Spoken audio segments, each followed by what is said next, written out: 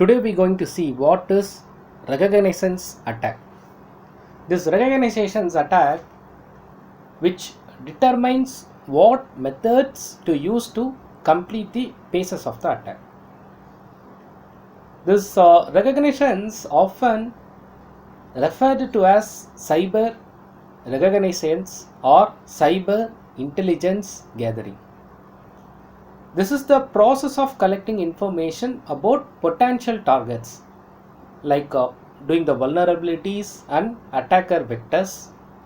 It is a critical phase in the cyber attack life cycle, where this threat actors seek to gather data about their intended victims, such as their network architecture, software configurations, employee profiles, and security measures. This information is then used to plan and execute cyber attacks with greater precision and effectiveness.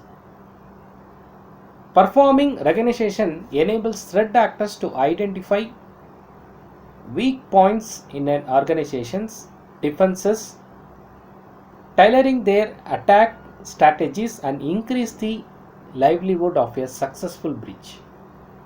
As cyber threats continue to grow in complexity and frequency, the reconnaissance has become a foundational component to understanding how threat actors operate in the current threat landscape. So you see, currently we saw about how this attack is happening and how the recognition they are doing and for what.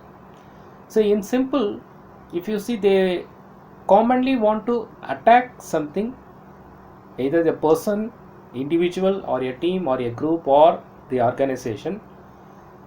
The main thing is they need to target a people and to have a method to recognize their credentials to gain the access of the so and so whatever they want. So that's the method they are following to get the success on this. By potentially targeting vulnerabilities and attacker vectors, some methods they are following to gain the access and how the route to form. So we saw the what is recognition attack today. Hope you enjoyed this. Don't forget to subscribe our channel. Thanks for watching.